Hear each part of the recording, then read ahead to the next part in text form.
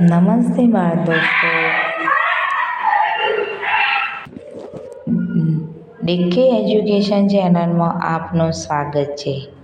આજે આપણે ધોરણ 7ની સ્વાધ્યાય પોથીના ભાગ 3માં વિજ્ઞાન વિષયમાં પાઠ 4 એસિડ, બેઝ અને ક્ષારનું સોલ્યુશન જોઈશું. તો તે પહેલાં બાળ દોસ્તો, જો તમે આ ચેનલ પર નવા હોય તો ચેનલને લાઈક, શેર અને સબસ્ક્રાઈબ કરવાનું ભૂલતા નહીં. તો ચાલો હવે સોલ્યુશન જોઈએ. પ્રશ્ન 1.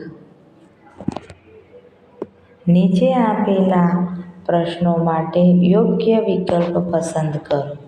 પહેલો, સાચો વિકલ્પ પસંદ કરો. તો એમાં આવશે બીજા નંબરનો કે એસિડિટીની દવાની બનાવટમાં બેઝિક પદાર્થો વપરાય છે. બીજું છે કે બેઝિક પદાર્થનું દ્રાવણ ફિનોલ્ફથેલિન સાથે કેવો રંગ આપે છે? તો પીળો, ગુલાબી, વાદળી કે કોઈ રંગ ના આપે? તો જવાબ આવશે ગુલાબી. ત્રીજું છે, નીચેના પૈકી કયું દ્રાવણ એસિડિક છે? તો ધોવાના સોડાનું દ્રાવણ, ખડનું દ્રાવણ, દૂધ અને લીંબુનો રસ. તો જવાબ આવશે લીંબુનો રસ. ચોથું છે કે કીડીના ડંખમાં કયો એસિડ હોય છે? Acidic acid, citric acid, formic acid કે નાઇટ્રિક એસિડ? તો જવાબ આવશે ફોર્મિક એસિડ. પાંચમું, પ્રયોગશાળામાં એક દ્રાવણ ભૂરા કે લાલ લિટમસ પત્ર પર રંગ પરિવર્તન દર્શાવતું નથી. તો તે એસિડ હશે, બેઝ હશે, તટસ્થ હશે કે ત્રણ પૈકી એક પણ નહીં? તો જવાબ આવશે તટસ્થ હશે. છઠ્ઠું, જ્યારે આપણને એસિડિટી થાય ત્યારે નીચેનામાંથી શું લેવું યોગ્ય છે? તો લીંબુનો રસ, આમલીનો રસ, ટામેટાનો રસ કે ખાવાનું સોડા? તો જવાબ આવશે ખાવાનું સોડા. સાતમું, મિલન તેના સફેદ શર્ટ પર પડેલા હળદરના ડાઘને સાબુના પાણીથી ધોવે તો કયા રંગના ધબ્બા પડશે? લાલ, જાંબલી, લીલો કે કાળો? તો જવાબ આવશે લાલ. આઠમું, ચૂનાનું નીતર્યું પાણી એટલે H2SO4, CaOH2, CaCO કે HCl? તો જવાબ આવશે CaOH2. નવમું, કયા સૂચક પર બેઝ નાખતો તે લાલ રંગ પરિવર્તન પામે છે? ભૂરું લિટમસ, હળદર, મીઠું કે ફિનોલ્ફથેલિન? તો જવાબ આવશે હળદર. હવે પ્રશ્ન 2. નીચેના પ્રશ્નોના ટૂંકમાં ઉત્તર આપો. 10મો પ્રશ્ન કે એક પદાર્થને લાલ લિટમસ પર અસર થતી નથી તથા તેનું દ્રાવણ જાસૂદના ફૂલના સૂચક સાથે લીલો રંગ આપે છે. તો આ દ્રાવણનો સ્વભાવ કેવો હશે? તો જવાબ, આ દ્રાવણ એસિડિક હશે. બેઝ પદાર્થ જાસૂદના ફૂલ સાથે લીલો રંગ આપે છે.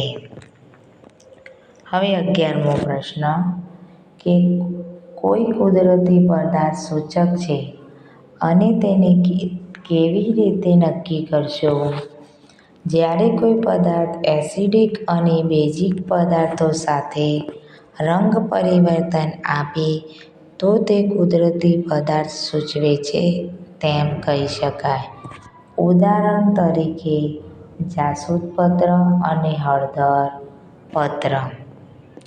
હવે પ્રશ્ન 12. એસિડ અને બેઝથી થતી તટસ્થીકરણની પ્રક્રિયાને હંમેશા ઉષ્મા ઉત્પન્ન થાય છે. ઉદાહરણ આપી સમજાવો. તો NaOH વત્તા HCl બરાબર NaCl વત્તા H2O. એસિડ અને બેઝને રાસાયણિક પ્રક્રિયાથી ક્ષાર અને પાણી મળે છે. ઉષ્મા ઉત્પન્ન થતી નથી. 13મો પ્રશ્ન. નિસ્યંદિત પાણીને હળદરપત્ર અને જાસૂદના ફૂલના સૂચક સાથે ચકાસણી કરી તમારું અવલોકન નોંધો. તો નિસ્યંદિત પાણી હળદરપત્ર તથા જાસૂદપત્ર સાથે રંગ પરિવર્તન આપતું નથી, કારણ કે નિસ્યંદિત પાણી તટસ્થ છે. 14મો. કોઈ પણ 3 કુદરતી એસિડના નામ આપો અને તેના સ્ત્રોત જણાવો. તો સાઇટ્રિક એસિડ લીંબુ, લેક્ટિક એસિડ દહીં અને ટાર્ટરિક એસિડ તો દ્રાક્ષ અને આંબલી. હવે પ્રશ્ન 3. નીચેના પ્રશ્નોના ઉત્તર આપો. એમાં 15મો. પાણી અને ખોળના દ્રાવણ માટે યોગ્ય વિધાન જણાવો. તો આ દ્રાવણ લિટમસ પ્રત્યે તટસ્થ હોવા છતાં ક્ષાર છે. હવે 16મો પ્રશ્ન. ભારતી એક વાટકીમાં કોઈ દ્રાવણ લઈને આવી છે અને તેના મિત્રને નીચે મુજબ કહે છે. આ દ્રાવણ લાલ લિટમસ પર કોઈ અસર દર્શાવતું નથી, પણ જાસૂદના ફૂલના સૂચક સાથે લીલો રંગ આવે છે. આ દ્રાવણમાં બોળેલી રૂના પૂમડાવાળી સળકડીથી હળદરપત્ર પર લીટી કરતો લાલ રંગ આવે છે. તો આ દ્રાવણનો સ્વભાવ કેવો હશે? શા માટે? તો આ દ્રાવણ બેઝ હશે, એટલે કે દ્રાવણનો સ્વભાવ બેઝ હશે. એસિડ ભૂરા લિટમસને લાલ બનાવે છે, જ્યારે બેઝ લાલ લિટમસને ભૂરું બનાવે છે. પ્રશ્ન 17. હળદર પર બેઝનું દ્રાવણ નાખતા કેવું રંગ પરિવર્તન થશે? તો હળદર પર બેઝનું દ્રાવણ નાખતા રંગ પરિવર્તન થઈને લાલ રંગનું થઈ જશે. હવે પ્રશ્ન 18. પ્રયોગશાળામાં હોય તેવા 3 એસિડના નામ લખો.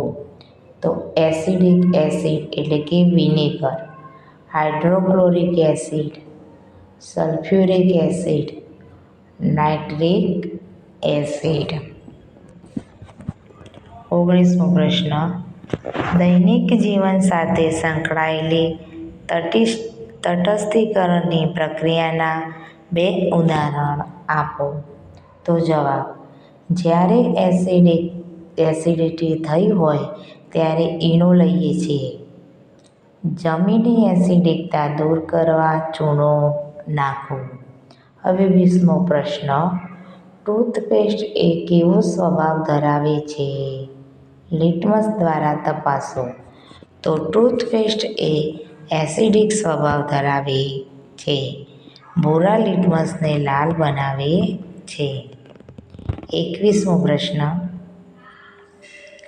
તમને મધમાખીએ ડંખ માર્યો હોય તો તેના ઘરગથ્થુ ઉપચાર કયો? પાઠના સંદર્ભમાં જણાવો. મધમાખીએ ડંખ માર્યો હોય તે ભાગ પર માટીનો ગારો લગાવવો, જેથી બળતરા ઓછી થાય. મધમાખીના ડંખ પર સાબુ ઘસી શકાય.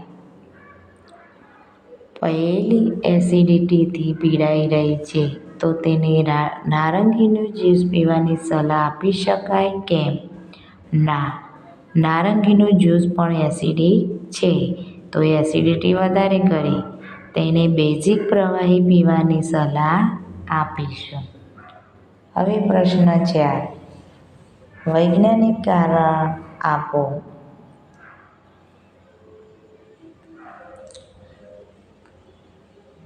23મો. કીડી કે મધમાખીના ડંખ પર સાબુનું પાણી લગાવવું જોઈએ.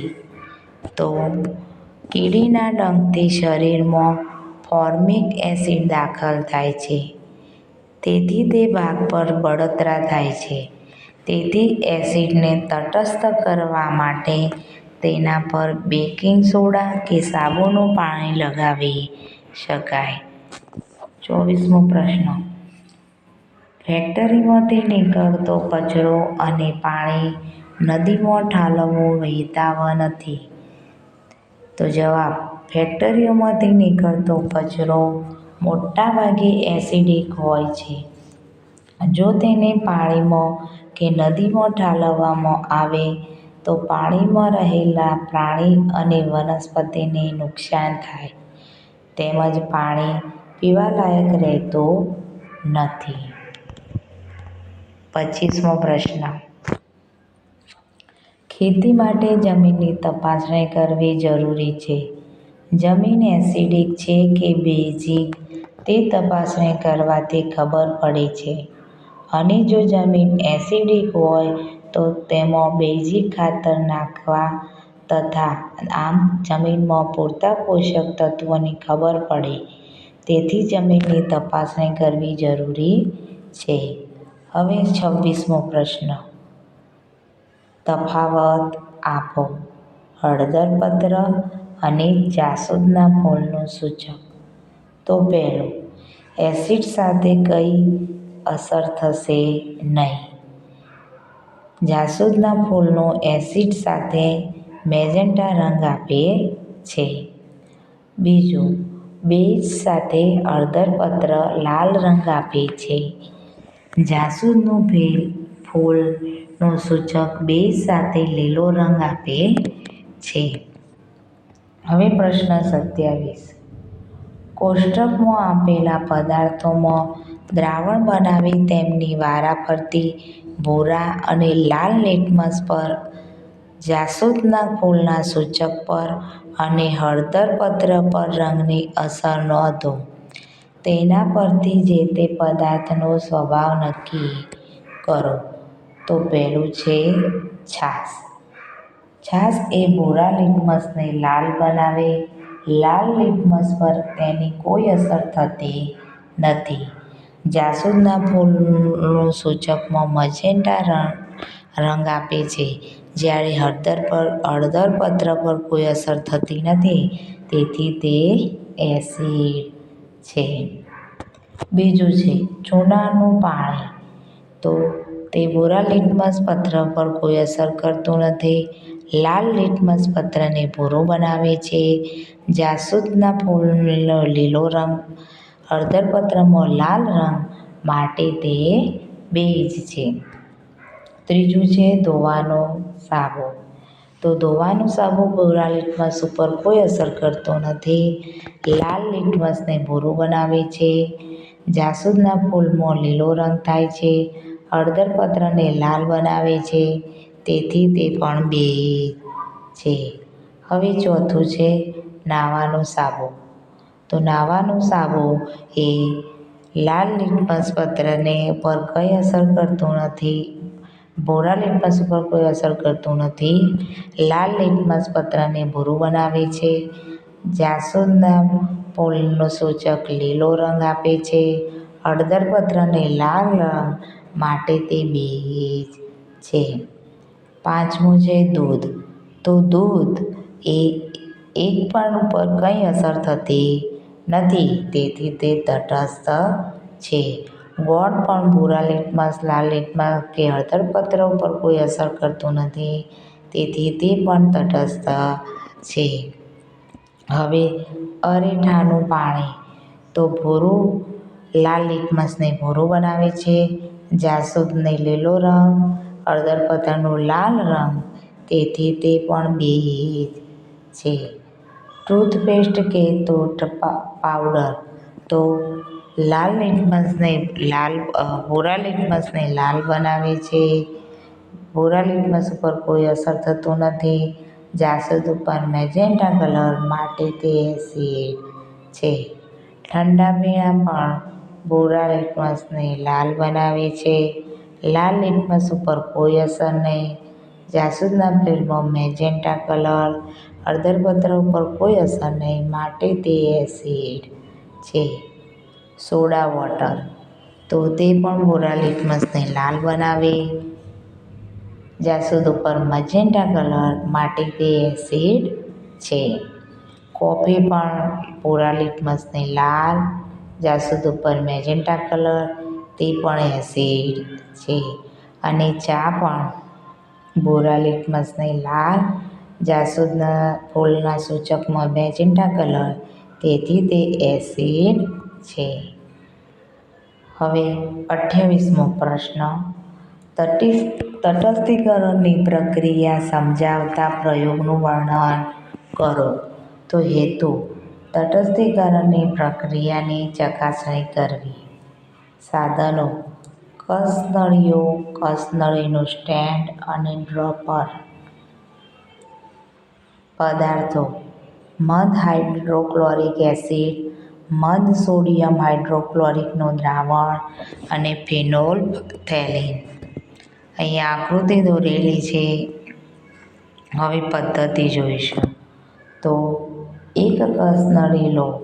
ડ્રોપરની મદદથી તેમાં મંદ હાઇડ્રોક્લોરિક એસિડ કસનળીના ચોથા ભાગ સુધી નાખો. હવે કસનળીમાં 2-3 ટીપાં ફિનોલ્ફથેલિન ઉમેરો. હવે મંદ હાઇડ્રોક્લોરિક એસિડવાળી કસનળીમાં ડ્રોપર વડે મંદ સોડિયમ હાઇડ્રોક્લોરિકનું દ્રાવણ 1-1 ટીપાં ઉમેરતા જાઓ અને કસનળીને હલાવતા જાઓ. જ્યારે કસનળીમાંનું દ્રાવણ આછા ગુલાબી રંગનું થાય ત્યારે સોડિયમ હાઇડ્રોક્લોરિકનું દ્રાવણ ઉમેરવાનું બંધ કરો. હવે અવલોકન જોઈએ. તો કસનળીમાં મળેલા દ્રાવણની ભૂરા અને લાલ લિટમસ પર અસર થતી નથી. નિર્ણય: એસિડ અને બેઝ વચ્ચે થતી રાસાયણિક પ્રક્રિયાથી એસિડ અને બેઝના ગુણધર્મો સિવાયના તટસ્થ પદાર્થો ઉત્પન્ન થાય છે. આ પ્રક્રિયા તટસ્થીકરણની પ્રક્રિયા છે. હવે તટસ્થ પ્રક્રિયાનું શબ્દ સમીકરણ: NaOH + HCl, તો NaCl + H2O. NaOH એટલે સોડિયમ હાઇડ્રોક્સાઇડ વત્તા HCl એટલે હાઇડ્રોક્લોરિક એસિડ બરાબર સોડિયમ ક્લોરાઇડ અને પાણી મળે. બાળ દોસ્તો, જો આ વિડીયો પસંદ આવ્યો હોય તો લાઈક, શેર અને સબસ્ક્રાઈબ કરવાનું ભૂલતા નહીં.